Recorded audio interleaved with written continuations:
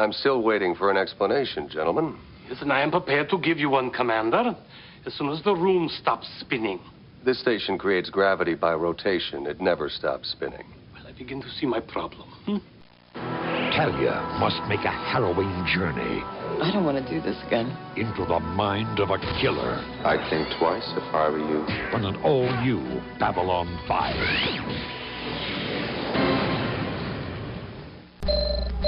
You have transmissions holding.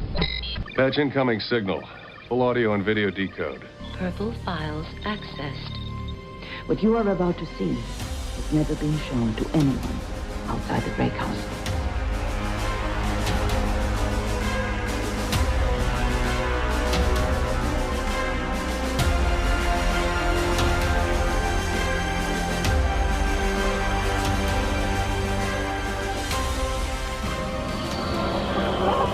And so it begins. Hello, everyone out there in podcast land. Welcome to Grey 17, a Babylon 5 podcast, and the number 7 TV and film podcast in Finland. They make great shoes there. To our Finland listeners, thank you. We are number 7. If you look at just TV review podcasts, we're number 2 in Finland. They're joining NATO, and they're listening to our podcast. Before we get going with the episode, we have gotten in, believe it or not, some more reviews. So I want to go ahead first and say, please review us if you haven't already. Give us a like, give us a subscribe, a follow, a review. It really does help us get out to more folks. But we want to read another review that we got from Apple a few weeks ago. And this is from, and I'm going to mispronounce their name, but it's not a real name anyway, Papo Selenius. And they say, the one where they make a podcast. It's very Friends. It's a Friends reference. That's a Friends reference. I love How do you it. pronounce it? Because I don't watch Friends. No, the one where they make a podcast. That's a Friends reference. Right. Oh, okay. The one where they... That's like what they call all the episodes. Thank you, Andrew. Leave that man alone. The one where they make a podcast. The chemistry among all these presumably old-time friends is what makes the show format work. I'm not sure I would have the courage or the persuasion skills to get my non-sci-fi friends like Jessi, and they misspelled your name, Jessi, like Jessi, to watch an extremely geeky show from 3 decades ago. But I'm thankful that it happened. The gender diverse perspectives are welcome. To hear folks struggle with the same issues I had when the show was in the 90s, but celebrating things I liked is validating, and pointing out the good and the bad I never thought of it is refreshing. So thank you, Papo Zelenius. And I'm sure I mispronounced that. So guys, again, if you are listening to us, please give us a subscribe, a like, a follow, whatever the heck it is on your app. But most importantly, give us a review. And then if you can go one step further, we have launched our Patreon. You can go to patreon.com/Grey17podcast, where you can join in and get behind the scenes content. There's also a tier where you can do Q&As with us as hosts, because who couldn't get more of us without enjoying it? I don't think that was English, but who couldn't get enough of us? And then you can also probe the show, where you can send us audio messages, which will be in the podcast. And then if you are somebody who really wants to help us grow, you can be a part of the Grey Council and be a producer. So guys, you want to talk anything about what you've been adding to the Patreon lately? I've uploaded show notes in my serial killer handwriting, and I'll continue to upload them because I have lots of entertaining notes with scribbles and highlights. And if you want to take a crack at deciphering it, it'll be entertaining if you can. I don't think it's serial killer, but it's definitely conspiracy theorist. So I think you've got like a tinfoil hat when you write on those things. She's got like little red yarns coming from one word to another and connecting them all together. And I think we figured out who the Zodiac killer was. Potentially. Don't put that out there. We have a Discord available at all tiers, and I'm the one running it. Pictures of all our pets in the wrong chat, apparently. We're working on it. We're learning Discord as we go. Dog pics, cat pics. If you haven't joined our Facebook page, you should, because there's lots of cool shit going on. Where memes, I am thoroughly enjoying the memes. Although I feel extremely attacked every single time one of them comes out. You didn't get stuck in a toilet bowl in one of them. So we are here today to talk about The Quality of Mercy. And those who have watched this show before are like, that's not true, because The Quality of Mercy is episode 21 of 22. What the heck are you doing right now? We are watching the HBO Max order, which is goofy, but we had several lengthy conversations with our veteran members, and we have decided that for right now, HBO Max is fine, even though it's a little weird. So we are definitely talking about the quality of mercy today. And we are going to be talking with our newbies first and talking about their first impressions of the show that they have just watched for the first time and they have not watched anything after that. And then once we get all their impressions, their questions, and predictions, we will jettison them out of an airlock, and the veteran folks will stick beyond the rim and spoil things. And there is a significant amount of spoilers, I think, this episode. So stick around after the credits if you want to be spoiled, and we'll talk about those too. Also, this is an exciting episode because we get to bring something out of Beyond the Rim and bring it to the newbies, because now the newbies are on the same page as we are when it comes to a certain appendage or appendages of an ambassador. So I'm Scott, and with me as always is Justin, Emily, Jessi, Andrew, John, Mike, Nicole, and Kevin. And for those playing the home game, Blake is stuck on Amtrak, so he will not be with us today. And I'm sure he is very excited to be stuck on a train. Joy. So let's go ahead and talk first impressions of the quality of mercy. And we'll go to Justin first. First impression. Yeah, I mean, to address the tentacle in the room, I never thought I would live to see the day that we had tentacle porn in Babylon 5, but here we are. It's technically not porn.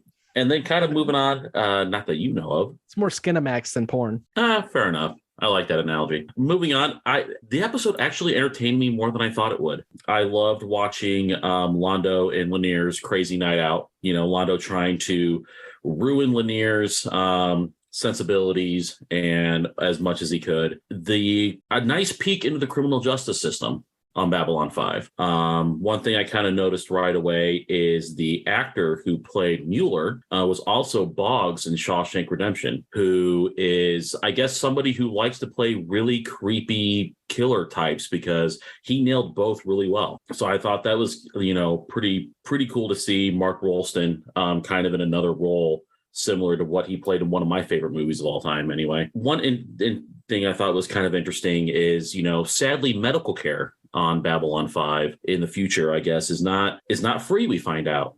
They don't have universal health care, and it's really expensive to go to the normal doctor. So a lot of people are relegated to underground clinics and stuff like that. And so that was kind of another kind of peek into the culture of Babylon 5 that I thought was pretty interesting. And then I guess really the punishments for murder within the Earth Alliance. You basically have prison on Earth, prison on station, or we don't really want to do the death penalty, but we're going to do the death penalty, and we're going to completely wipe away your personality. So that was kind of in some ways worse than death to me.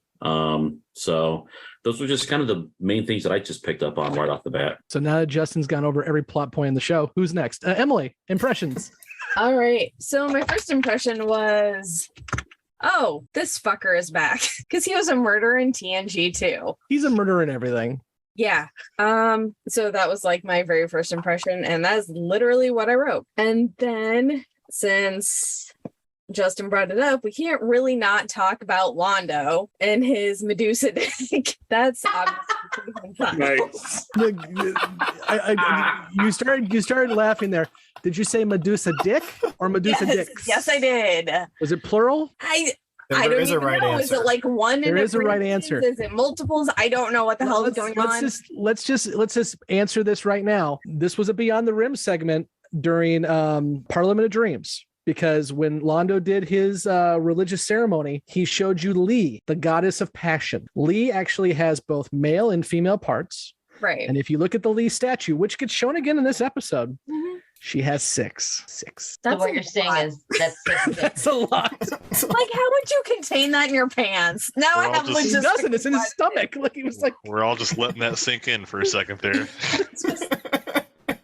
Yep, now I got logistical questions, but I also wanted to know, why does it look like one of those sticky hand toys that you'd like throw against the wall? I mean, that's how he was using it. Exactly. I was like, what the hell is this? I thought it was a tongue, to be honest. Nope. It looked like a tongue. Depends on your It could be used as such. Yeah, that's true, I guess. I don't want to derail the first impressions, but back in '94, there were questions that people had on the internet as well, too. Obviously, how can you not? JMS answered more questions than I actually thought he would. So we can get into Londo's anatomy. We can do that. I think John's excited to talk about it. Yeah. So other than that, I actually thought it was pretty cool that Dr. Franklin was working at the free clinic. I thought it was cool to see a little bit more about him. That was positive. And that's the one thing I was going to not correct Justin on, but question is, I don't think it's an underground clinic. I think it's just a free clinic. We have free clinics down the road wherever you live. It's just, it isn't down below. That's because that's where most people live. Well, it was underground according to Ivanova. Yeah, he didn't tell Ivanova about it. Yeah, that's true. That's true. She was pissed. Yeah, I'll give you that. So it seemed like it was free and not within regs, but I mean, that's true. That was cool of him. Jessi. Well, I mean, the episode was cool. We're cruising along, and then I'm like, what the fuck? Like, what is happening?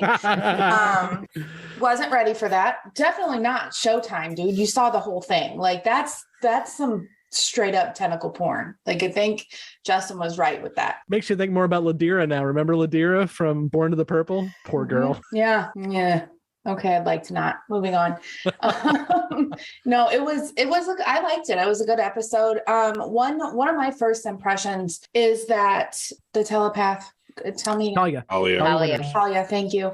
She's a little squeamish for her position. You know, the things that we watched in this episode weren't, I don't know. It's not like she saw all the dead bodies. She saw bodies. And yeah, I mean, I can understand why that might be a little overwhelming, but she just seems a little sensitive for the position that she holds. So that was my main takeaway from this, other than what are we looking at? Got to see more Lennier. Really enjoyed that. Like, I think it was good character building for him, definitely, because it shows the loyalty that his species holds very tight to their chest. So I liked it. I thought it was a good episode. Andrew, you're up. So I was also a little taken aback by Londo's anatomy, but one thing that I wanted to touch on was like right at the beginning of the episode where we're like setting up one of the plots with Londo kind of taking Lennier. He's saying like, "Oh yeah, I'll show you everything that there is to know about Babylon 5." And like right then I was like, "Yeah, this is going to be a good plot. I'm going to love this." Londo taking Lennier to a strip club. Oh good, this show was starting to have a severe lack in horniness, and yeah, it just went off the rails in terms of horniness after that. One thing I wanted to bring up about the Down Below clinic stuff was that to me it kind of reminded me of how our society kind of treats like pharmaceutical treatment versus natural treatment, because Franklin quickly figures out like, oh no, like this isn't regulation, but it works. So I don't know, just for me that was a little pretty interesting. Man, we were so good with believers in a religious argument. Are we actually going to get into a debate about holistic medicine now? This could be fun. John, that's just a connection I made. Yeah, John, you're up. Ladies and gentlemen, this is the episode, the moment we've all been waiting for. And as soon as I saw it, I came up with what I give you now is the top 10. Starting with Londo's limb, Londo's little fella, Londo's love leg, Londo's lance of love, Londo's lap rope, Londo's love lollipop, Londo's lung puncturer, Londo's licking stick, Londo's Louisville plugger, and Londo's leader of the sack. Ladies and gentlemen, the performance. Oh my God. This is the high quality NPR community voices that you come to love and know here at Grade 17. Just when I thought this episode, so first of all, it starts with touch this. Already I was hooked. I thought, fantastic line. Here comes Londo throwing heat. Touch these. Yeah. One of my favorite gifs to use on Twitter, by the way. I was not prepared to see that turn at the end. However, as soon as I saw it, I knew exactly what it was. I knew exactly what it was doing. And I knew exactly what we'd learn later. And it was fantastic. Fantastic. Now, having said all that, as much as I love Londo, I gotta admit, this episode did not show his best side. If I'm being honest, you wanted full frontal. Well, I mean, don't tease me with it. Where are the other 5 at, baby? You know what I'm saying? You can be playing. We should probably ask Adira if it was his best side. I don't think we would know, but my ambassador. Man can be playing all 5 hands at the poker table by himself, and that is epic, son. Epic. I'm out here disappointing people with 1. If I had 5 more, I get that many more shots at the barrel. It's just incredible. I'll save the rest of the thoughts for when we get into some of the other plots, because I obviously have those. But what a performance by Londo. You know, I love the innocence of Nicole versus the non-innocence of John. Nicole's like, I thought it was a tongue. I John's really did. It was. What was one of them? A Louisville slugger? It was the Londo's Louisville plugger. I want to know how long that took you to think of all of those. Like 10 seconds. 10 Knowing seconds. John, not that long. Did you learn anything from the episode, or did you just make up names for his dick all day? John has a certain set of skills, and he uses them. Thank you. There's a lot going on up here. You know, you belong to the Psi Corps. You don't want to go down here. Jessi, you're like, oh, that wasn't that scary. Take a look. Talia would run away screaming. Yeah, yours would be scarier than that other guy. Oh shit! Are we talking about John's tentacles now, or Ooh, easy? There's not all bumpy, but since you mentioned Boggs, which I thought was great too. I don't know if anyone else saw Constance Zimmer as the young patient as well. She's been in a ton of stuff, Agents of S.H.I.E.L.D., Entourage, just a bunch of stuff. So it's always interesting now. I will say that's kind of becoming a somewhat recurring theme. Like every other episode, there's somebody go, oh man, I know that person, or oh man, I know that person. So lots of cool little like guest stars that you don't really see coming. But cool. First impression. So I'll start with the fun, lighter stuff that I noticed, and then I'll go into my more deeper first impression. So this was the episode of one-liners and lines. Like I highlighted touch this, Londo, that was a classic line. Stroke off that Mueller guy, that was a good one, even though he was a douchebag, that was a good line. When Ivanova said, not without dinner and flowers, I was cracking up. I was like, oh, you get him, Ivanova. Like, I thought that was good. And then the line of necessary things are not always the same as the right thing. I thought that was really good too. There was just a lot of good one-liner quote, insult, or like profound sentences. It was like a good mixture of these. And then I want a Lennier and Londo buddy comedy. I thought that was hilarious. Also, the fact that Lennier kicked the shit out of that guy, that was unexpected. I was like, oh, okay, Lennier knows what's up. All right. You know, like and watching him with the stripper, like his eyes, he was like fascinated. It was hilarious. I was thinking of you, John, during that part. I was like, this reminds me of John bringing like an innocent young guy to like a strip club and then putting him in front of a naked broad and them just looking. John and Andrew. Yeah, don't ruin what I was about to say. Are we talking about me? I invited Andrew out for a nice meal. He doesn't know what's coming. Relax. Meal. But yeah, I thought that was good. But overall, the episode I thought was pretty good. I thought it was really an interesting juxtaposition too, because I felt like there was a lot going on in this episode and it was all kind of heavy, but then there was this whole other aspect of like this comedic Lennier and Londo thing. You know, I thought it was a good way to kind of break up the whole Mueller thing that was super dark and he was really creepy and I hated him from the minute. I was like, this shady MFer is awful. He's creepy. I want to know what spacing is. That's one of the questions I wrote down, which we can talk about later. And then, you know, you have the whole, you know, the doctor who was using that machine who turned out was sick and, you know, she got addicted to drugs and then she was trying to right herself. And, you know, so like those two plots are kind of heavy and they were going on simultaneously with this hilarious like buddy comedy in the middle. Like, so I thought it was another good example of a way to story tell where you get all of these points across where it's not like super depressing, like the kid dying episode. That one was rough, but like you had these deeper, more intense moments and things throughout the show, but then there was that little comedic part in the middle to kind of break it up a little bit so it wasn't so heavy. Oh, and Franklin shooting a shot, asking Janice out. Go Franklin. Like, we learned a lot more about him today. So creepy. How's that not one of your shady MFers? No, I like Franklin. Yeah, we can talk about it. Usually I'm the hopeless romantic, Londo kissing with his eyes open, but she's a daughter of your... Yeah. I will answer one question for Nicole before we go to Mike and Kevin, and that is spacing. So I love not only do we have newbies to Babylon 5, but we have newbies to sci-fi. So Nicole, spacing is you get tossed out on airlock. So he's only been threatening to do that for as long as we've had this show to all the newbies. So he just didn't call it spacing. So well, and Kodoth got it done already. I was going to say, the other Narn got it already done. Have you ever watched I think the best example, I know you haven't watched Expanse, but the Expanse is really good examples of it. But have you ever watched Event Horizon, which is a horror sci-fi movie? Probably not. How about the Bond movie Moonraker? That's not a good example. Well, but think of the worst possible death you can imagine and then up it by 10. And that would be death by vacuum. All right. Your blood literally It's like boils. sucks your lungs and everything out of you. Oh, it's worse. You're because of the pressure change and the temperature change, your blood boils inside of you. Total Recall. That's what I'm Yeah, actually, that's close. Total That's very Recall. close. There you go. That's very close. Yeah. Damn it. That's another movie we can watch together. Total Recall? Hell Oh, yeah. hell yeah. The good one, not the new one.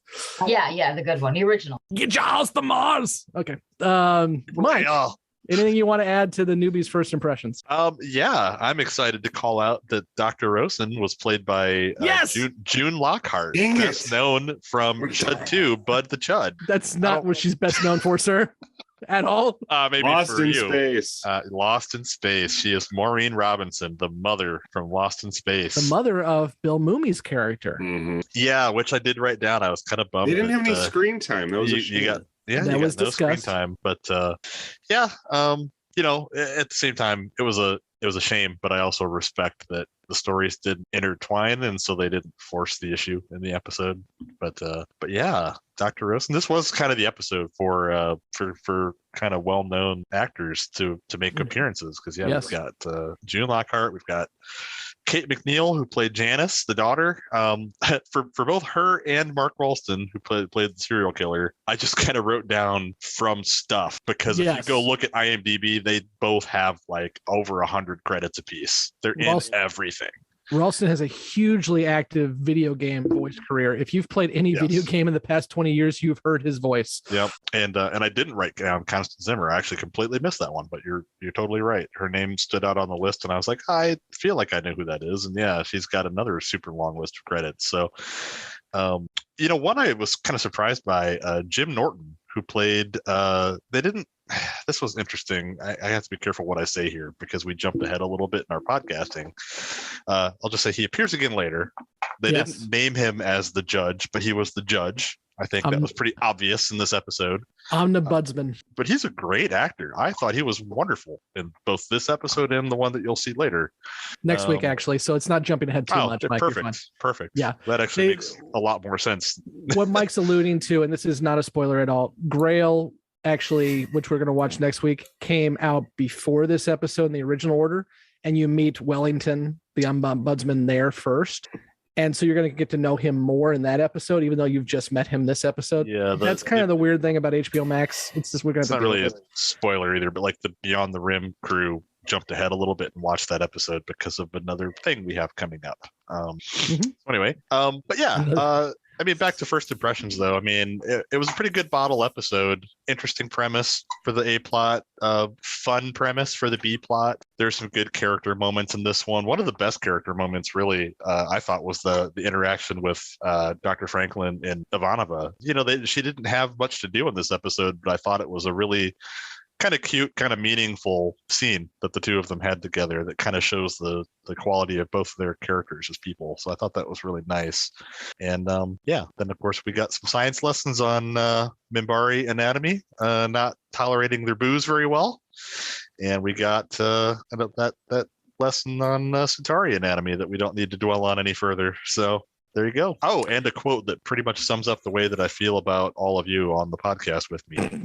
They're strange people, but they're okay. Thank you, Londo.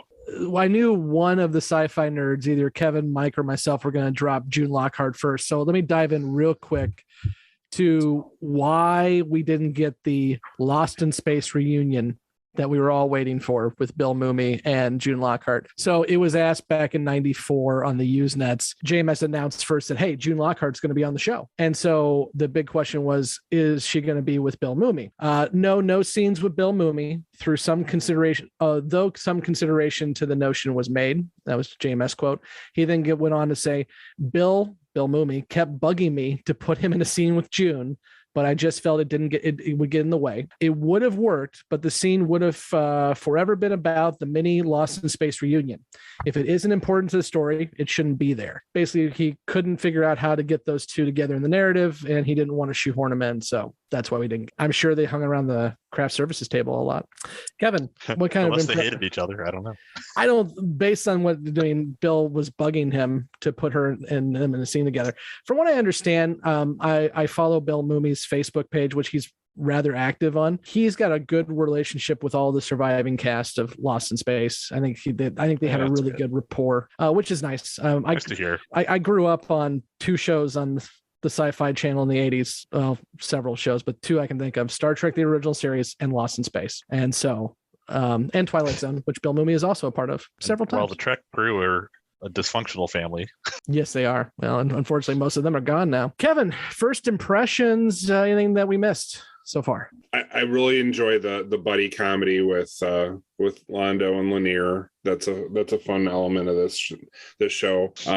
Pretty dark with the criminal and the scan from Talia. I don't know if anyone noticed, but she was wearing a black ribbon over her Psy-Core pin, which I don't know if they ever truly explain, but clearly that has something to do with criminal justice type aspects of her job, which she's clearly not very comfortable with. I read it more as just it's kind of like going to a funeral. She knows what she's doing is the end of this guy's life, so it's kind of a mourning / respectful, where putting a black ribbon on. That's how I read it. Okay. So yeah, it definitely gives you a lot of interesting information about the criminal justice system in this century. And then the stuff with the machine is interesting. Yeah, it was definitely a good episode for Franklin, I thought. And I thought Ivanova had a great scene, even though she wasn't in the episode very much. So overall, I definitely like this episode. It's some good world building on this one too.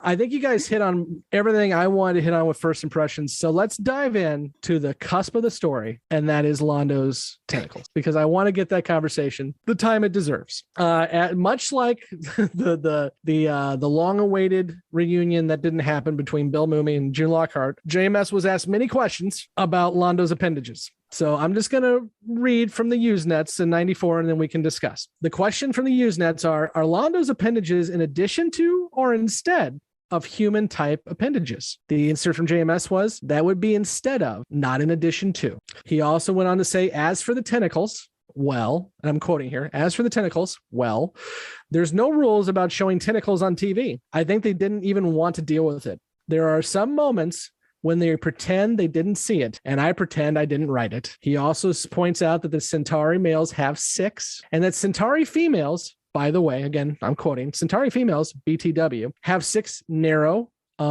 slots on their backs, 3 on either side of the spine, right around the base of the spine. The awful thing, I'm continuing to quote JMS here. The awful thing is that the 2 women in props who were having far too much fun with this kept bringing me the tentacle to verify the shape, size, consistency. Do we see veins? Do we not? I'll tell you here and now, our staff meetings are something else. And then he says, again, another question was asked, and he says, again, actually, Centauris have 6. They extend out from the side of the body and fold. And he put quotation marks around fold. I don't know why. They fold in over the solar plexus when not in use. Again, his quote, in use. We actually saw an extended we actually saw one extended for other purposes in the first season's Quality of Mercy. And then he goes into what the female parts are like again. And then he finally says, and I quote, to go any further would probably bring the FBI. So JMS has spoken about Londo's tentacles. Where do you guys want to go from here?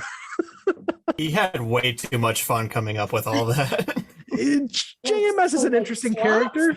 I've had enough. If you and I'll say again, we knew all of this if you pay attention to the show, because the show gives you everything. Lee, the statue, if you look at the statue again in Parliament of Dreams, it has the 6 tentacles and it has the 6 slots because she has both parts. Justin, what do you got? And I guess I really never really knew what it was until the picture gets set on it and you see he's trying to pull it back. Like, I thought maybe like it was a creature he had with him that was like helping him cheat. And then all of a sudden he's like trying to pull it back and he's get this grimace on his face. And I'm like, oh no. And it's just like that realization of, no. Oh God. Oh God. So then all of a sudden, it was insane. Like, it's definitely the more you know moment. So not a creature, but might have a mind of its own. Right. Jessi. Go ahead. Oh, by the way, I want to point out one of the reviews we got said that they really appreciate our gender diversity on here. So Jessi, please talk about Londo's appendages. Thank you. Oh, I have so many questions, but one, why is it sticky? Like I need to know. Like, listen. I don't think we want to know. Jessi, when a man gets excited, did we see more than one? Did we see the same one over and over? Did we see two of them? Well, he had to adjust himself twice. So I think we saw two. So I'm watching the scene, right? And I'm like, okay, they're playing poker. Taking notes. And then I see what looks like a dick, except not a dick, but kind of like an alien dick. And my husband goes, "Is that his dick?" And I'm like, "It can't be his dick. We're watching a TV show, right?" It was his dick. And now here we are. And now I have so many more questions because now we're talking about slot. And like, I need a diagram. Is what I need. You really? I mean, I could draw you one if you like. Yes, please. I'm hot. We got an impromptu Centauri sex ed lesson. Flushed over here. Jessi done got the vapors. Well, we just learned a little bit more about Jessi's kinks than we ever needed to know. Wow. So Jessi likes tentacle porn. Tentacle porn does it for me. I don't know what's happening. Do not send us your fan art of this. No, I do not need to see your tentacle porn. I don't want to be on an FBI All right, list. I take please. it back. Send your fan art to John at Grade 17 Podcast. At gmail.com. Okay. Emily, what do you got? Okay, so he's letting it do its thing in the middle of like the bar or wherever they are at. How often does he walk around the station with his penises just doing whatever they're doing? Like, It doesn't seem like it was his first time, did it? He seemed pretty skilled. But like, how often is he doing this? Like, do people not realize that's his penis? And they're like, how's he getting away people with just high five it like as they're walking down the corridor? I think it was assumed he actually keeps it quiet because and we're going to get into some lore here around Londo's peni. But we in the gathering, remember Garibaldi was talking about how when the Centauri showed up at Earth, the Centauri said the Earth is a long lost colony, and then Garibaldi was like, "Well, we got to look at your DNA finally." And we found out our DNA isn't anywhere near the same, so that's not true, which was a first hint. But then at the end of this episode, Lennier asks in like, what the hell was that? The Minbari know these things, or at least they should. And Londo's keeping it rather quiet, saying he whispered it to him. So I think the Centauri keep it to themselves. Right. Not like Jakar trying to get with every female he can. I was going to say, I kind of assume that just means that none of the races really know that depth of knowledge about one another. I thought there was a list. random appendage? They have a list. No idea what it's for. Centauri are obviously not on the list. It's like a boa constrictor going after you. I will say I've gotten more than one message on Facebook and Twitter saying I can't wait for this episode. Yes.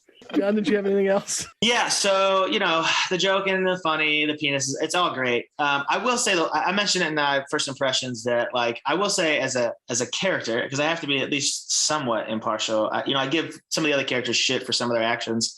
Londo really doesn't come off all that great. He really tries to take advantage of Lennier. He obviously is cheating in cards. I mean, there's a certain aspect of his personality that really kind of started being a little too creepy for me. And, I like it to an extent, but I was like, man, so Lennier just seems like such a good guy and, trying to take advantage of him, it turned. There was a part in the episode, I don't know when, probably when the penis showed up, but that it just turned just a little bit too much. Like at first I was down. I was like, hey, look, what is diplomacy without alcohol and strip clubs? Amazing. Fantastic.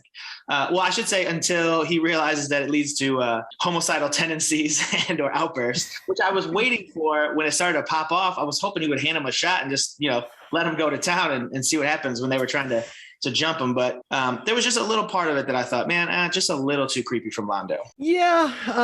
There's nothing I can say here that doesn't spoil stuff. So I'm going to leave it alone and say, yeah. Mm-hmm. And by the way, I love the fact that after all of this, John's the one who brought it back to an actual decent conversation. Mike, go ahead. What Personal growth. Yeah. alternate universe are we in? Yeah, I mean, I kind of wanted to just bring up the fact that we learned a little bit of something with the Minbari culture, and I'm not talking about the whole homicidal rage thing, but actually just the way Lennier chose to handle the whole thing in the end after he survived the bar fight, and they, were getting interviewed by Sinclair. He kind of dropped the, in Minbari culture, we are taught that stitches get stitches. So we're just going to not talk about it. Delen's going to know better than to ask, and that's going to be the way it is. And I thought that was pretty interesting. Yeah, he totally took the blame, and Londo was shocked. I thought that was cool. So now that we've discussed Londo enough, let's go ahead and talk about serial killers. Yeah. Wait, there was an A plot? There was more to this episode? Nicole's hand shut up real quick when I started talking about serial killers. Nicole, go for it. That guy sucked. I hated him. Was he an adjective of some sort? He was shady. Oh, I said There you shady go. earlier. I said it earlier. No, you No, didn't. he was. He was a. I did. He was a bastard. Like what a sick fuck. Like the way he was toying with Talia. He was like, "Oh, I might jump out and bite you." And then like when she was reading him, and he like was just basically toying with her. I was like, what a douchebag. Like, I was like, I hope they kill him. I hope somebody ends him. And then when the lady when he forced her to heal him or whatever, I kind of thought, oh, this would be a good opportunity to fuck him up. And then bam, she did. Like she not only gave him her disease, but she killed his ass. Mm-hmm. So, all right, well, you're not going to space him, or you're not going to let us give him the death penalty. Homegirl here is going to take care of his ass, but I hated that guy. I really did. He was just straight up evil, and I'm glad he died in the end. John? Maybe come back to me. So I really wanted to talk about the old lady more than the serial. Okay, yeah. Okay, we'll get back to it. Jessi, go ahead. I felt like he could have been so much worse. So after just watching Dahmer, I don't know who else watched it, but it was like the most uncomfortable, creepy, like 10 episodes that I've watched in a really long time. I feel like the serial killer could have been so much more depth to him, because the only really depth that we got from him was the short bit that she was in his mind. And again, like, I'm just going to double down and say it was a very dramatic scene for as like undramatic as it really was. She was standing in a circle of people and she's counting and she's just absolutely flustered. And here's the thing is, like, I feel like if that's your job, there's things that you're going to see. And she, again, wasn't seeing like body parts and like dead people and like all these weird things. She was just seeing people standing around. Now, okay, I get it. You're a little overwhelmed that he's killed this many people, but it's not that dramatic. Like, it was very dramatic for as undramatic as I feel like it was. I'm glad you brought that up, because I actually feel, for one, I checked out on Dahmer after episode 3. I was like, yeah, I'm done. Thanks. That's enough non-humanity for me. But I think what sells it for me, I agree that Talia is a little over dramatic in there. However, what sells it for me is Ralston, because the way he looks at her throughout, both in reality, but also in the dream world, or what you want to call it, he's just got that nothing is right in that dude's head. And when he says, I need them all to sing in the choir to lead me to heaven, and I need more voices, or however he said that, that is actually, honestly, more sadistic and creepy to me than watching anyone's head get drilled in on a Netflix show. It's just, I think, because he plays it so well. But I can see where you're coming from. Here's the thing about Talia, though. She's a commercial telepath. Yes. So this is not really particularly her job. Her job is to be the arbiter for commercial transactions. And the only reason that she's involved in this is because there isn't a criminal justice telepath, for lack of a better term, on the station to cover for this. So this isn't really within her training particularly, and it's certainly not something that she wants to be doing. So I'm not disagreeing with you, Jessi. I'm just trying to explain that it's really not within her realm particularly. Sure. Well, and I think that they said, she said that we tried to request somebody else, and there's, but I mean, to get away around the drama, sit his ass in a jail cell and let wait until somebody comes in. I guess, like, I don't know. It just seemed very, like over the top. a little bit for me. Justin, what do you got? I mean, I guess by today's standards, no, that scene wasn't very shocking or anything like that. But by early 90s standards, it probably was. It was probably really creepy. And we don't really know what all Talia saw when she was inside his brain, because whether the limitations of the photography or just, whether she saw something as she was exiting, whatever, but whatever she saw, it absolutely horrified her to the point to where she had to go running away. And honestly, yeah, definitely the look on his face, though, the entire time, like he was enjoying the entire process. And I think that was kind of his last. She was almost in some cases his last victim, other than beating poor, Lou Welsh in the elevator. And I'm really glad he's okay. But I just really think it was a really well done scene for what it was worth in the early 90s. Like, it kind of saw into his head about exactly what his plan was. And this guy was a full-blown legitimate serial killer who was collecting souls for his choir. And it was brilliant to me, in my opinion. Andrew, go ahead. Yeah, one thing that I wanted to bring up in terms of like why I liked the whatever his name was, one of my favorite kinds of storytelling, especially when it comes to that sort of just as a blanket term, horror, is the less is more. So yes, you're not seeing much of what Talia was probably also seeing, but at the same time, you're you're getting enough so that your best way I can explain it is you take the original Halloween, there's barely any blood in that movie, but they show enough to where your mind can kind of fill in the blanks. And yeah. John, what do you got? Yeah, so with the Psycor thing, there were a couple of kind of questions and thoughts that came to me.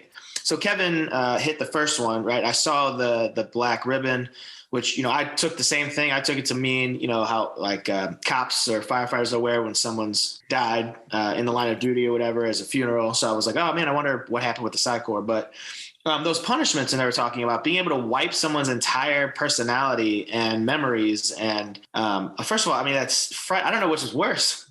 I don't know if just flat out being killed or if having your, basically your essence ripped away from you anyways, which then got me leading me to think, where are all the rogue telepaths? If you have this kind of power, inevitably somebody will abuse it. Somebody will, take it and use it for what it's not intended to, which is another point I'll get to when we talk about the other A plot and that alien device. But so I hope, and again, maybe this is going to be an awesome Beyond the Room spot, we can talk about these telepaths. I'm super, super, super interested in these telepaths, and hopefully we can explore them more and what they can and can't do. Originally we were talking about, why would any government agree to have them sit in on any diplomacy meetings? Why would anyone agree to contract negotiations with these people? So the fact that now I know they have this power as well, I hope and would be shocked if we don't get some rogue telepath using it or trying to use it, or that was the creepier part to me. Not this guy killing people the old fashioned way, but a serial killer telepath. I mean, now that's chilling. Good points that I cannot elaborate on for many reasons. Mike. Yeah, just to back up the other kind of what Andrew was saying, I actually thought this was the way that they depicted the serial killer in this. It was a little bit lame and yet a little bit elegant, because it did do a good job of kind of conveying the sickness that was going on in the guy's head without putting, an undue amount of emphasis on that part of the story in the episode, and without really getting into the whole mechanics of what a telepath can and can't do. I guess I kind of wanted to point out, I assume that besides the vision of it, there is probably an unseen feeling that goes along with it, being washed in sickness, when she's connected to this guy's brain. So there's probably a lot more going on than just what we're seeing on the screen in terms of, what makes her uncomfortable about the whole thing. So talking about the punishment. So to play devil's advocate, how big of a punishment is it to somebody to erase their memory when they're not going to remember? Can you guarantee that's the case? What? Can you guarantee that's the case? Well, they're pretty much saying I'm not going to have any memory of anything that was my former life. I hope so. So, right. But so if you don't remember, you're just going to go on and blissfully live the rest of your life. So, I mean, I don't want to dive right into it. Okay. But so then what makes a person then, right? So what's the difference? So, I mean, how is that not more cruel if I take away all that you are and all that you remember and then implant some fake stuff? then basically turn you into a human slave. I mean, how is that just? Sure. So it's cruel to you, but it's not cruel to, like, they don't know better. Like, it's like somebody who gets in a car accident and doesn't remember anything from their previous life. It doesn't mean they're having a bad life. It just means they're having a different life. Right. So I get it, because they did kind of briefly mention in there that they're going to make him do labor and this, that, and the other. But this dude has killed how many people? I mean, we saw 10 at least, and, you know, and then you're talking about another 2 or 3.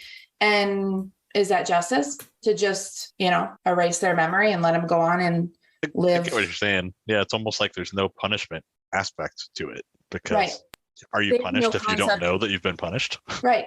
But there's also a reason why they don't do frontal lobotomies anymore, for the exact same reason. Like, you're destroying the essence of what makes a person a person. Well, and I agree with you that memories and the things you've learned, all of those things, your personality, all of those things make you a person, but it's a punishment to you. But if I'm the person that's being punished, like, I don't remember. What worries me is that it completely ignores the whole, you know, nature argument about criminal justice, and the fact that, you know, what's to stop him from becoming a serial killer again based on the genetic aspects of his sickness. I'm sure he'll probably be watched very closely, you know, if he were to have survived and not escaped and been killed. But I still, that whole thing makes me very uneasy. Yeah, I guess, psychopathy is a diagnosable medical condition. So, I mean, yeah, I guess that's a good point too. So is this supposed to take the place of capital punishment? I mean, because yes, pretty much, yes. We were told in the episode that spacing, which would be actually killing, is reserved for mutiny and treason. Okay, then so what are your thoughts? Because, I mean, it kind of segues into it, right? So this alien device, right? Immediately I thought, oh shit, now Earth's got it. This is going to be bad news bears all over. But, you know, they basically, you know, she said like, oh, that was, you know, capital punishment. So instead of, you know, just killing you and you get nothing, we're going to take your life and give it to somebody else who I guess could use it or needs it. You know, I don't know. It's a tough conversation constantly that when, you know, we talk about in our world about, you know, the criminal justice system, right? You know, is our jail system set up for revenge or for rehabilitation? Because I think depending on how you view that, it really shapes how you'll see our justice system and any justice system, right? Are you there to help these people and rehabilitate, or are you just there for, you want your pound of flesh? And so when I see stuff like this, it's like, you know, to Kevin's point, right? Okay, maybe he needs help. You know, is this in a system that seems to almost all but outlawed capital punishment? Yeah, and I kind of lean towards what you're saying, John, is death of personality is still death one way or the other. And so, I mean, if you're trying to be, and just putting all my stuff on the table, I don't condone capital punishment because I don't think civilization should kill. But if you're trying to sidestep that by saying we're going to keep your body alive, but your mind is gone, I mean, that's still a cop out. One thing I do love about this show, just to sidetrack for a second, is these questions come up in almost every single episode. We have these kind of deep, thoughtful questions. And the reason why is the showrunner is a huge fan of science fiction. For those who have, I haven't shilled for the autobiography in a couple of weeks, so I'll do it again. Becoming Superman, JMS talks about his first experiences with sci-fi novels and novellas was stealing them from a local pharmacy and comic book shop, because he couldn't afford to have them, but he wanted them. So he would steal them. And one of his favorites was The Demolished Man by Alfred Bester, which we know that name's been used already too. But The Demolished Man goes into this in the conversation of the wiping of one's personality. So JMS knows the themes that he can pull on here and elaborate on more. And I really do like that about this show as well too. H.G. Wells touched on it a lot too. Yeah. Very similar topics. But we don't have a psychop named Wells, do we? We should. Kevin, what do you got? I agree with you, Scott. I'm very against the death penalty in almost all cases, but I also have zero problem with how this story ended up. I mean, you know, a very just lady gets cured of a deadly disease, and he's no longer able to kill anybody or be a burden on society. So there's nothing there to be sad about. It's not a bad resolution. But I do appreciate the. Oh, John, you're probably going to say it too. So, John, go ahead. Well, I don't know, maybe, but I do want to point out. So, Kevin, you said a just lady. I do want to be clear. The backstory I got was that she was a drug addict who killed someone. So this is her second murder. So I don't know about how just and where was the justice for that guy's family? Shouldn't she have also? It clearly wasn't decided that it was murder, because otherwise she would be either brainwiped or some other thing. So my guess is that it was probably some form of, it was malpractice. She lost her license. Right. Yeah. Smells like potato. She was hot. Well, I'm not going to agree with you on that, but we can. We were clearly shown at the end of this episode that she gets off on self-defense, but she even points out too, she's not innocent. She points out that she's going to have to live with this. So the morality of it is definitely not lost on her. So by the way, we've talked about Ralston's acting as Mueller. June Lockhart, there's a reason why she was acting for the better part of a half century, because she's really good at it. I think June Lockhart does a great job in this role as well too. She's still alive. She's 97 years old. I don't know if she's still acting, but she was acting for a long time. Yeah. She was acting into the 2000s for sure. Oh yeah. Justin, what do you got? I mean, that's really all I was going to kind of point out was the fact that, she is someone who carries a lot of demons with her. Her whole motivation is trying to find a way to make recompense for her past actions. So then when she finds this machine and she's finally helping people, she thinks she found it, but then she used this machine to kill this guy who was threatening her and her family. Well, now, even at the end, when she was getting ready to leave, because she violated her sacred oath once again, she feels the need to go out and find another way to make recompense for that. So like her search for redemption is far from over. Emily, what do you got? I was just going to echo what Justin said about, what happened actually weighs heavy on her. She's not like enjoying it or feeling good about it. Like the serial killer she killed, she actually still feels sadness that she took someone's life. And I think that's something that we don't always talk about when people talk about like justice systems is, do people actually feel bad about what they do? But it's always factored in somehow. Like we expect people to feel bad about stuff. And if they don't, then you want to give them a harsher punishment for not feeling that guilt or feeling the burden of their actions. So I don't know if it's a way to like force the burden upon them to make them try to feel it. Yeah. I'm pretty sure Mr. Mueller is not going to feel much of anything, but yeah, I get what you're saying. No. Yeah. I don't think he's capable. No. And that's the whole thing too. I mean, how do you deal with somebody who truly does not have the same use of their brain as a quote unquote normal functioning human being has? How do you deal with somebody like that? Not only in sci-fi, but how do you deal with that in general? Right. Nicole. I was also going to say, ultimately, she took an oath to become a doctor and she broke that oath by killing this guy. And I don't think that was her intention in the beginning, because she was following his request and healing him. And then when he shot at Dr. Franklin, she realized, oh, this guy means business. And I think it dawned on her that she could alleviate the situation, because ultimately her daughter and Dr. Franklin and her, all of their lives were in danger. And who's to say that once he was healed, he wasn't going to kill all three of them anyway? So I feel like even though she probably didn't want to necessarily break that oath of being a doctor, because a doctor's supposed to save people, I think it was kind of a desperation act in her thing. And then, like Emily and everybody else said, like she's going to have to live with that. She showed a lot of remorse.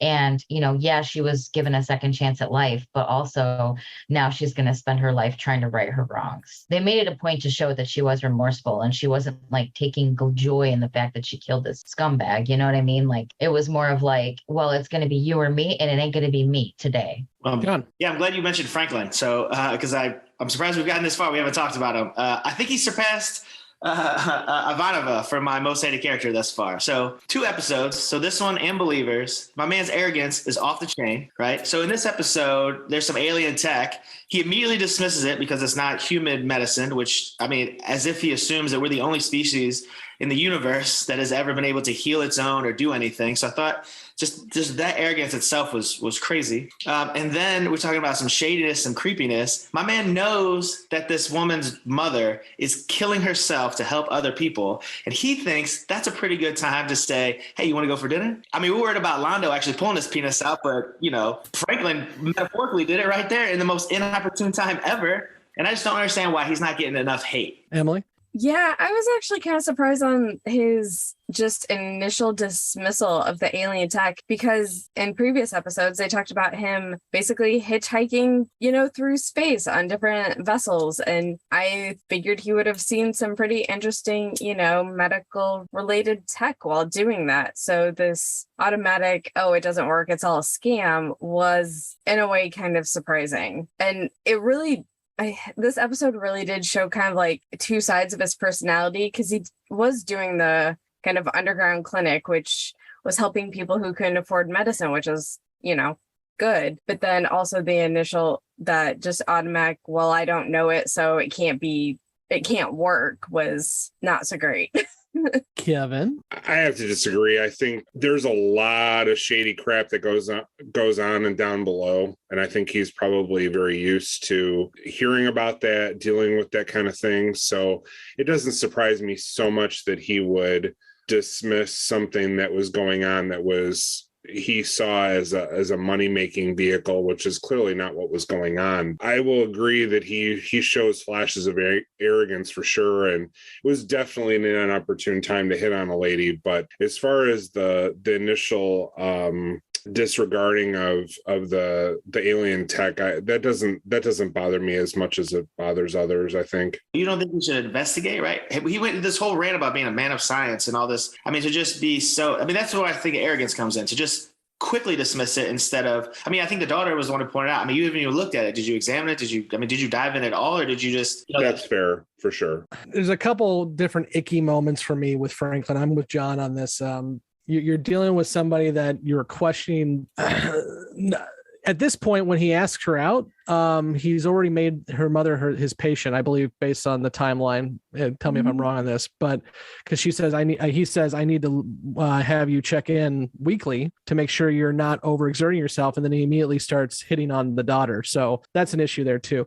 But also, to be clear, I'm not a fan of holistic medicine at all, and that's just me and my personal opinion. I think holistic medicine hurts people more than helps. But it is interesting that Franklin refused to even see what's going on before he immediately assumes that she's a quack. He just assumes that without doing any kind of scientific examination to see, is this just a blinky light thing that people are using placebo effect to make people feel a little better, or is it something that actually is having an effect on somebody? And he puts up his blinders way too fast, in my opinion, for that. So I want to mark this down in the history books, because it may not happen often, but I am agreeing with John. Come on over to the side. It's great over here. But to your point, what's crazy about that too, though, is had he been a little more open-minded, he could have possibly came to the same conclusion he did at the end of the episode, which turned that tech into an unbelievable utility when he compared it to blood donation, right? So you could come in, kind of donate a little bit of your health and then heal someone else. That has fantastical consequences, worldwide, universe-wide, I guess I should say. However, again, the fact that Earth or Earth Alliance potentially has it leads me to believe that it won't be utilized for its proper positive results, but will instead immediately be used in Earth's penal system. And I said penal on purpose. I wish he would just use, his smarts as he did in a more positive way and a little less quick to judgment that he's always right. It's got to be human and it's got to be his way. And it's just a bit of a disappointment, which is crazy because Ivanova came in this episode and looked like she was about to be a buzzkill almost immediately. And then it switched. And then now, again, Franklin is just really taking up that mantle. So I will say, though, it's consistent for the character, isn't it? This is not like it's a weird swing for Franklin. He's always somebody who shoots from the hip. He's always somebody who believes he knows what's right, and he is the one who's going to be able to save the world. We saw it in Soul Hunter when he immediately poo-pooed the idea of souls. We saw it in Believers for many different reasons, and we're seeing it here too. So this is kind of Franklin's shtick. Well, I was going to say, can he, I think I said it last episode too, can he or anyone else on the ship play by the rules? I thought there was supposed to be military people and everybody's doing their own thing. whatever they want, no matter for regard for Sinclair's rules or the. Nicole's wagging her finger at you, Nicole. I was to say, even Ivanova said, I break the rules every once in a while too, but this is a little bit more extreme. They all admitted to breaking the rules a little bit. Well, and I will say too, I mean, I don't have military experience at all, but in my experience dealing with bureaucracies, and there's tons and tons of books and research on this, a really good book to read is Street Level Bureaucracy for any nerds out there. You have to bend the rules to get the job done. You have to be willing to not only for individuals in the bureaucracy to make those choices, but leadership in the bureaucracy, Ivanova in this case, must be willing to give agency to people who work in the bureaucracy in order to make those decisions. The perfect example is a police officer. A police officer is supposed to give a ticket if you go over 65 or 75 or whatever mile per hour is. They pick and choose who they give tickets to. They pick and choose who they pull over because they have agency to do that. You have to give your bureaucracy employees agency to do that sort of thing. So in terms of the station of Babylon 5, I appreciate that this isn't Star Trek. Justin mentioned earlier, healthcare isn't free in this universe. Also, not everyone has a book that they follow. And that's a different kind of sci-fi than what most people are used to if Star Trek's your only entryway into this kind of genre. There's a lot to talk about in this little bottle episode. We've got alien anatomy, we've got the death penalty, we've got serial killers, we've got medical practice and healthcare. There's a lot stuffed in the 43 minutes of TV. Nicole, what do you got? I was just going to say, I really like, once again, they have brought a show from all these years ago is so relevant today. I feel like the show was ahead of its time in a way. And I think in the 90s for when it was, I think it was probably almost maybe even taboo because they discussed things that maybe other shows didn't, but I do feel like it's insane to me that these are still things that we're dealing with today that was brought up on the show all these years ago. But it's just another testament to the storytelling of the show. Let's go into questions and predictions. So here we're going to ask our newbies if they have any lingering questions or predictions of what may happen after the Quality of Mercy. And then once that's done, we'll go ahead and roll the credits, but we will stay on after, we being Kevin, Mike, and myself, to answer all these questions and predictions and not let the newbies read or hear about it. So we're looking forward to always making them so upset at us by answering all the questions just as soon as they can't hear it. It also means you're all going to have to go back and listen to these shows one more time about 2.5 years from now, and you're all going to do it because you're all sick. We'll go into questions, predictions, and let's go to Jessi first because she's laughing at me. I'd like to predict that I never have to see Londo's dick again. You will answer that beyond the rim. Something tells me I'm not gonna get that wish. It's only season 1, Jessi. I know. I have a long time left. I have none. This is gonna be a general running theme with me. I don't have any. I think that's gonna change. I get where you're coming from, Jessi, and you're kind of still wading in the shallow end of the pool. But I'm telling you, you haven't seen it yet because you're still in universe building season 1. This is a serialized show. Right. And it becomes very serialized very quickly. We're just not there yet. I think when we do, you're going to have a lot more to throw out too. And that's the thing is I'm feeling like it's not. And I know I've heard when we did the podcast with the other podcast. Ryan people. From Yum Yum. Yeah. Well, just everybody the League. The League of Unaligned Podcasts. Yes. I heard a couple of them say, well, it actually is serialized. It doesn't feel serialized yet. So I'm sure that it will. I keep hearing, let's just get to season 2 and let's see how it goes. So I'm looking forward to that day. Well, and this is not just me talking. I've heard this from quite a few people in our Twitter, Facebook communities. They really are enjoying listening to you all watch this for the first time because they now go back and binge watch this show, and most people watch it, more than once, and they see stuff that you haven't seen yet, but they're also pretty excited that you have seen stuff that you don't even realize you've seen yet. So I think it was Tim from the Babylon Project that mentioned that it's season 1 is serialized. I think when you go back and watch this again with a complete understanding of the entire story, Right. you're going to start making more connections and going, oh, yeah, it was. Not so much as it will be more so, but I see where they're coming from. But I will also be the one to tell you that I usually skip season 1 for this reason. I was gonna say, you silly goose. You think I'm gonna go back and watch this fucking shit show of a dumpster fire? I don't know again? I don't know when you get bought into the characters, at least some of the characters, as much as some of us have. I think you're going to want to go back just to see them. We shall see. And I would go into more detail, but then I would start spoiling stuff. So we're going to shut up.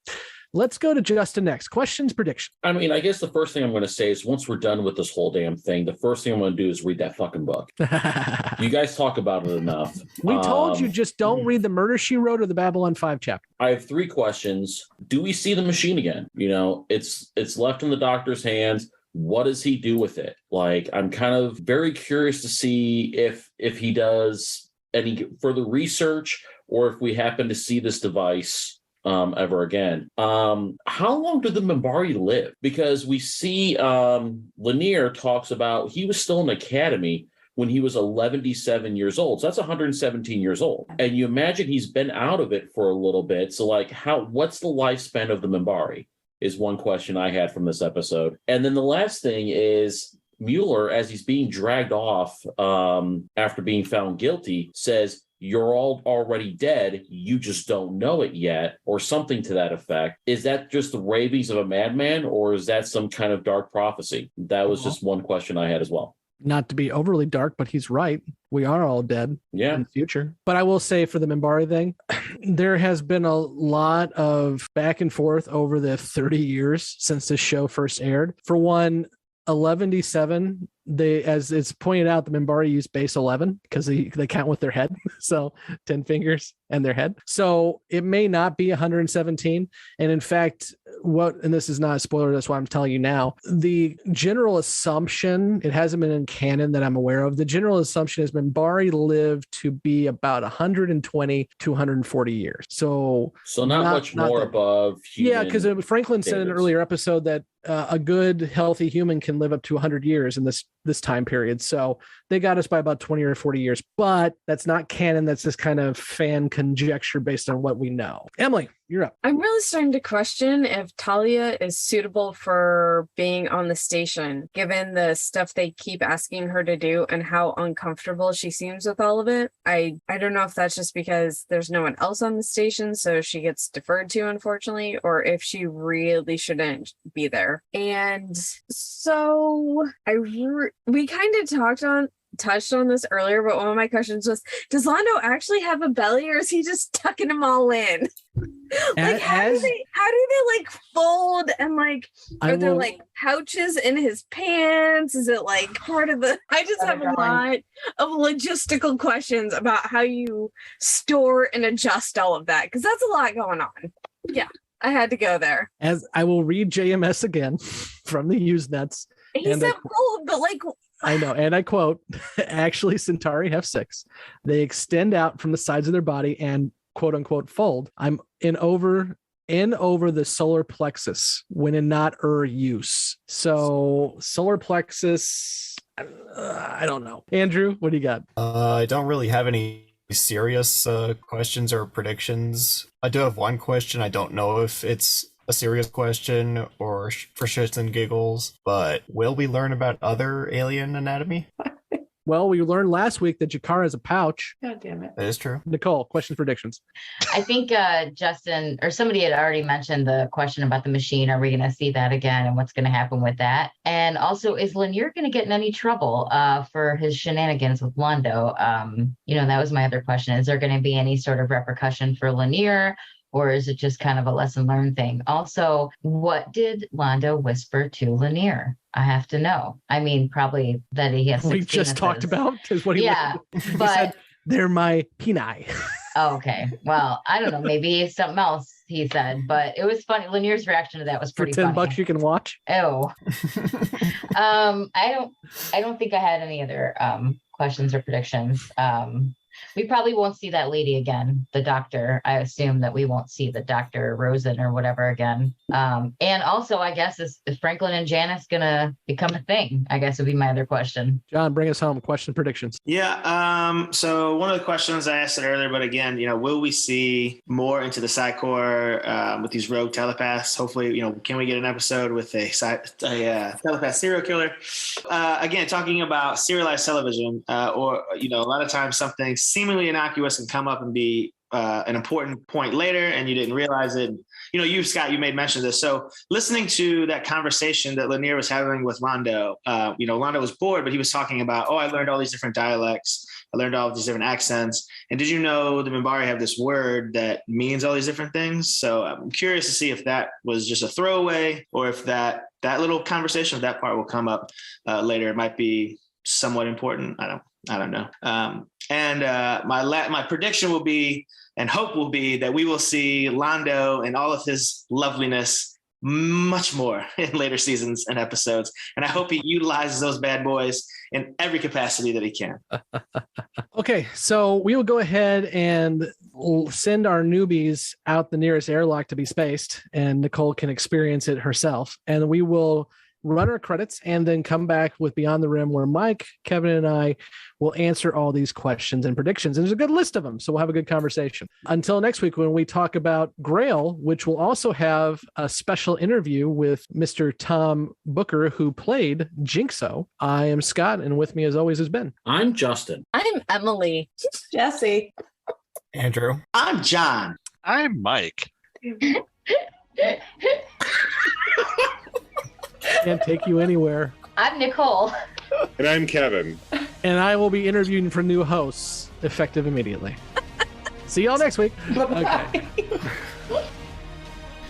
Thank you for listening to Grey 17, a Babylon 5 podcast. You can find all the places to listen to this podcast and links to our social media accounts at anchor.fm/Grey17podcast.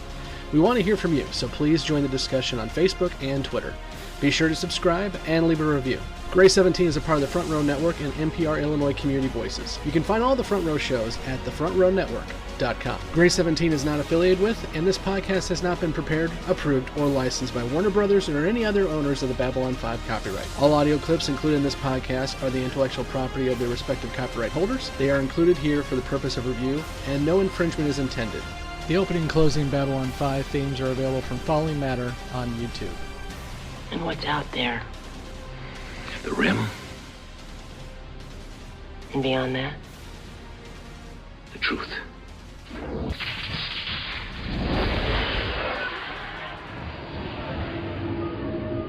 Okay, guys, welcome back to Beyond the Rim, where we're going to discuss all the questions and predictions that the newbies threw out. And even though this is a kind of quote unquote bottle episode, we have a lot that's going to carry over. So, Kevin, you were taking notes. What are some of the questions from our newbies? Jessi predicts, although it's really more of a hope, that she doesn't want to see Londo's appendage again, but Pretty sure we don't, honestly. I don't think we do either. But the appendage that we do see in the next episode, the Grail, looks a heck of a lot like.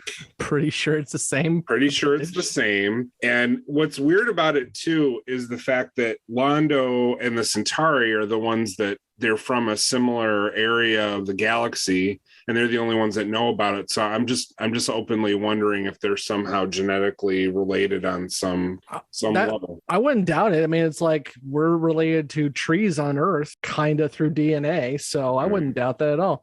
Also, production budgets are fun. So right. But, I'm looking at actually. So in Grail, we get the feeder. That was production number 9, and then this one was production number 17. So yeah, you're supposed to have seen that first, but but what I'm getting at though is that the tentacle, was it created already, or did they just? I think probably it wasn't created for Londo. It was reused for Londo. Is my guess. Jessi also asked, "Does this show really become serialized?" And yes, very much so. I think the argument can be made it doesn't really get fully full speed ahead until the end of season 2. I mean, we definitely get to hear more about the shadows and the Centauri and the Narn get really stomped in season 2 and all that. But I think as soon as Babylon 5 really starts talking about pulling away from Earth, it like literally becomes one long continuation, except for some pocket episodes. So Justin's question really gets to one of the main topics I'm sure we're going to be talking about in this Beyond the Rim, and that's, will we see the machine again? And of course, we'll see the machine at the very beginning of season 2 when Garibaldi's life is in peril, and both Franklin and Captain Sheridan decide to trade off and heal him to the point where he can recover. That's actually one of the first little bits of Sheridan's character we get to see. Is he's a guy who is willing to sacrifice for his crew. So yeah, and then unlike Sinclair and Garibaldi, who know each other forever, Sheridan doesn't know Garibaldi at all, and that will be a plot point. So it says a lot about Sheridan when we first see it. But of course, go ahead. The newbies were also really worried that Earth would get control of the machine, and to our knowledge, I don't think they ever do. No, I think it gets controlled by, if you go into the extended universe, and of course the third time it gets used is with Marcus and Ivanova, which, we were talking about the League of Non-Aligned Podcasts, and Mike from Gray Sector is not a fan of Marcus, but I'm a fan of Marcus. I don't know about you two. Mike, are you a fan of Marcus, or are you not a fan of Marcus? I am indifferent to Marcus. Okay. I like him a lot. I enjoy Marcus. Whenever I see this episode, I just immediately go to, this is going to kill Marcus, and I don't like that. Yeah. And it's also going to be the impetus for them, explaining why Ivanova leaves the show, which is also not a good thing in anyone's estimation. True. The one thing with the extended universe, there is a short story, which is not good, but it is about how after the end of the series, they are able to, one way or another, find out how to reverse engineer the machine, and they are able to bring people back. And they bring Marcus back, but he is still weak from his wounds. And so he has to be put in extended hibernation for 300 years. I'm not making this up. And is brought back 300 years later by the Anlashak. And he goes about trying to create a copy of Ivanova, because obviously she ain't around no more. So what I'm getting at here is the machine never falls in Earth's hand that we know of. But I am looking forward to seeing, because the Marcus thing doesn't happen until the end of season 4, but we'll see the machine again in, about 3 months, 3 or 4 months. So I'm looking forward to seeing how the newbies take that, because again, it's paying off what they've asked. Does this thing come back? Yes, it comes back. So Justin also asked how long the Minbari live, which you already answered. Yeah, I haven't been able to find like JMS said, but from everything I've been able to research on it, because I did some research on it last week when I started watching this episode, is the assumption is 140 years. And I remember we see Delenn get very, very old in Deconstruction of Falling Stars. And so I think that kind of helps to understand that too. Dark prophecy or ravings of a madman with regard to what the criminal was saying in this episode. Probably just ravings of a madman, I would imagine. I mean, we've got some prophecy already about ships blowing up and stations blowing up and everything else, but I think at this point the dude's just off his rocker. Yeah, if there was something else that we were supposed to read into that, I think it got dropped. Yeah. The story. So now that I just looked up Deconstruction of Falling Stars, because I thought originally that second time jump is actually only 50 years in the future from the end of season 5, but it's actually 100 years. Right. So I was thinking at least double human lifespan at this point. So I was thinking like 200, but could be. How old would you imagine Delenn was in this time frame? I don't know. See, this is where it gets weird, because the 11-7 or 11-7 really throws us off. Right. Because, immediately Justin assumed that was 117. I think it's 77. But in any case, middle age for Minbari is not like in their 30s and 40s. Right. So I don't know. And I don't think if somebody who's listening to this knows, feel free to drop it in the comments or send us a message on our social media. But I don't think we were ever told, but the 140 I found was actually on the Babylon wiki, which is called the Babylon Project. And now I'm starting to question that. I don't think the Babylon Project's right, just because of Deconstruction of Falling Stars And we see Delenn 100 years into the future, and Well, she's still kicking. You have the encyclopedia, is it not in there? Hey, forgot about that damn thing. Furthermore, Hold on. I wanted to ask you a clarifying question about you mentioned the Minbari counting in base 11. Where was that from? Some source? I think that was from this episode, wasn't it? I read it in the. If it was, I read it in the show notes for this episode, so I assumed. Minbari, please hold. This is why I paid $50 for this damn thing. Let's use it. Merlin. We'll get to him later. Seriously? There's no entry for Minbari? Oh, because it's M-I, not M-E. I'm dumb. Yeah. Hold on. Please hold. Miller. Other Minbari, the species. There's like 3 pages. I'm scrolling. It does mention alcoholic consumption causes them to go crazy. Psychosis. Yes. Psychotic impulses. Okay. Defined by three casts. Mari achieved interstellar in the 13th century of human. After the war of Valen, blah, blah, blah. Not in here, folks. Okay. Was there something else you want me to look up, Mike, while I have the book open? No, I just was wondering where you pulled the base 11 thing from. Because like I said, if it was in the episode, I missed it. It's a note in the episode. It was on Lurker's Guide, I thought. 11. Yeah, Minbari used base 11, not base 10. So 12 would be 11st year and so on. Oh yeah, Minbari base 11 includes fingers and head, from which it was from JMS. It was in the Usenets. Minbari used base 11 includes fingers and head, from which the principle of mathematics comes, and then Minbari used base 11, not base 10. So 12 would be 11st. Oh, well, okay. Well, that answers it. So 11/7 would be 18 years. Okay. There you go. We learn something new every day, gentlemen. Okay. Well, and so what is it, like 22 years from now, Sheridan's going to pass on, and then another 50 after that for... Well, in deconstruction of Falling Stars, the second time jump is 2362. Okay. And the end of season 5 is 2361, right? Yes, because 2362 is 1 year after, and then 2362 would be, or 2262 is 1 year after, and 2362 would be 100 years after that. Yeah. Okay. Yeah. Emily also asks, is Talia well suited and capable? I don't know. I'm not thinking that this reflects that poorly on her, but clearly a couple of the newbies especially thought that it did, but I don't. I kind of regret that we didn't bring this up in the discussion earlier, but it occurs to me that we've all kind of forgotten, or they've all kind of forgotten, the fact that most of the telepaths in Psychor, well, all of them probably, didn't really choose to be there. It's not like they chose to go into the Psychor service. They had telepathic abilities and they got yoinked in, whether they liked it or not. So, and again, to I think it was your point, she really didn't sign up for anything. She was assigned, probably based on personality traits and capability, to be a commercial telepath, but it just kind of goes with the territory that sometimes you have to deal with stuff that's above your pay grade. Mm-hmm. And this is one of those times. So I kind of get where they're coming from, because it seems as though Talia has been portrayed frequently as fragile, but the fact of the matter is she's a reasonable person that's being put in a lot of unreasonable situations. So it's a good way to put it.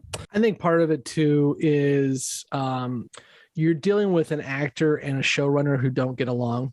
And that it kind of becomes more apparent when she leaves the show. She doesn't get technically written off. She just decides not to continue. It's clear that Andrea Thompson was not enjoying her stint on the show. And I don't think the writers and JMS as a showrunner was going out of their way to give her a lot to do. So part of it, I think, is just the character can be defended. I agree with you all on that. I think that the newbies were a little bit too harsh on that, dealing with what she's dealing with. But I just think it's bad character writing for a actor who wasn't getting a lot to do. Mm-hmm. Yeah, well, and I think it kind of goes both ways, right? So if the actress isn't digging the role, but the writers aren't digging the actress, then there's just no gel, and then we get control. You get really weird, wooden situations. Emily also asked about logistical issues with Londo storage, which I really don't want to get into, but you two are free to go at that how you want. I mean, it was fairly clear to me that he wraps it around his gut, because he had to unbutton his shirt to let one out. I mean, something along those lines. I don't feel like we need to move on. I will before we move on. I mean, it's interesting there without going into Londo's appendages. It's interesting that we just assume that because we're dealing with human actors, that the aliens are going to look like humans and act like humans. As I said, JMS points out that the appendages aren't used for urination. I'm thinking to a really good book that just came out. I don't know if either one of you guys read it. It came out about a couple of years ago now, and that is Project Hail Mary, which written by the same guy who wrote The Martian. It's a really good book. And without going into too many details, there's discussion of alien defecation, and it's an interesting conversation about how we just assume that species on different planets are going to do the same thing we do, and that's not true. Well, or that it's viewed the same way. I mean, I guess there's really no evidence in this episode to suggest that maybe the Minbari do, or the Centauri rather, do necessarily view it differently or not. But the fact is, there are different people in a different culture, and I mean, who knows, man? For all we know, they might all walk around Centauri Prime with them hanging out all the time, and nobody cares. It's our cultural hangups. Isn't it the Orville that gets into that with the Orville gets into everything? Yeah, where that surprised me. The Mocklins, they don't poop, but they have to be cleared out every once in a while. Yes. Well, it's funny enough. I mean, I just had this almost a conversation like this with my daughter, because we're reading some book about woodpecker facts, and it talks about how trees get planted. Well, trees get planted because birds eat seeds, and then birds crap, and the seeds are in the crap, and that's how tree seeds get disseminated. Mm-hmm. And it's just like, well, yeah, it's gross, but it's also perfectly natural and kind of essential, and so dad life, isn't it great? Yeah. Andrew also asked, will we learn about other alien anatomy, which not in this kind of detail that I can recall, but no, I think this is a one and done. Like I said, we do know that Jakara has a pouch, but I think that's about it.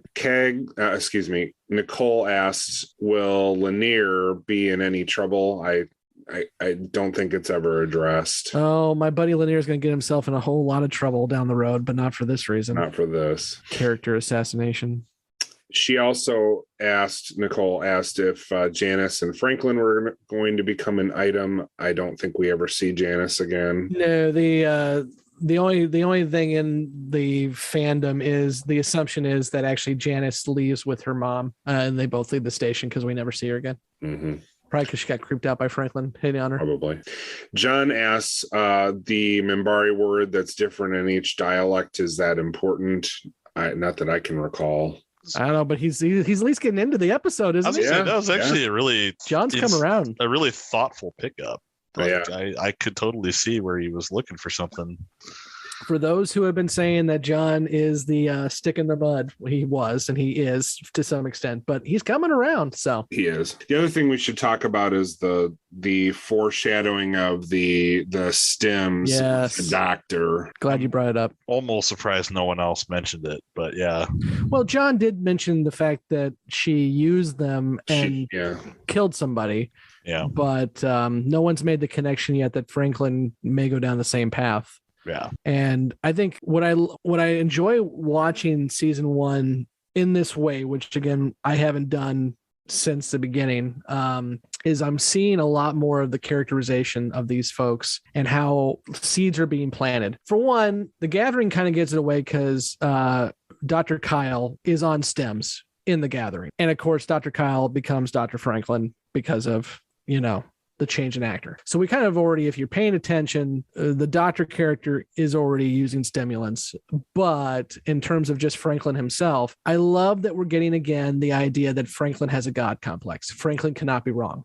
Franklin cannot let somebody die on his watch. Franklin cannot let somebody be sick on his watch. And that's going to give you an obsessive complex that's going to lead to you not being able to sleep. That's going to lead to you not being able to make correct decisions when it comes to supplements and stimulants and everything else. So we're seeing the seeds being planted by woodpeckers, Mike, to get to this point. So help me out here, because I don't remember exactly when that storyline begins. Do we see the beginning of that storyline, really? Yes. Yes. Okay. I'm going to look up when Walkabout happens, which is the end of that storyline. Because I guess my remark was it was very easy to see it segue to that for Franklin, because you already see him essentially burning the candle at both ends in this episode. He's running an unofficial clinic. I know it doesn't happen until at least mid-season 2, if not later, because I'm that's how far I've gotten in my watch ahead, and I still haven't seen any scenes where he's taken stims. I guess what I was really getting at is, do we see him start to take stims for the first time? Definitely. Or is it just introduced that, he's been doing this? Because it seems already plausible for somebody in his position to do it. And I will say that Walkabout, which is kind of like the peak of the entire storyline for him, is episode 18 of season 3. Okay. So it will be a main point of season 3. What else we got? All I got, guys. Yeah, I do. I somebody mentioned on our YouTube, and if you're watching, I deleted your comment, and I apologize for deleting your comment, but you threw a spoiler in our YouTube when I was doing my commentary of this episode and saying that the machine gives us a character back and takes a character away. So I'm looking forward to seeing how the newbies handle that over the course of several years, with this machine coming back for good one time and potentially good the second time, depending on how you feel. But yeah, that's all I got. Okay, we'll go ahead and wrap it up there, guys. And next week, we're going to be talking about a more bottle episode than this one, even more so, and that is Grail. But I am looking forward to Grail because Kevin and I got the opportunity to chat with Tom Booker a few weeks ago, the gentleman who played Jinxo, and he's got some interesting information about the first casting of the show, and some surprises even for me about what could have been Babylon 5 if the casting department had turned left rather than right. So I'm looking forward to you all hearing that. We'll have both a little bit of that episode or that interview interjected into our next episode, but then we'll release the full interview as well as a bonus episode too. So be looking forward to that. And until next week when we go hunting for the Holy Grail, I am Scott, and with me as always have been Mike and Kevin. Thanks, guys. You can start by removing your clothes. Not without dinner and flowers.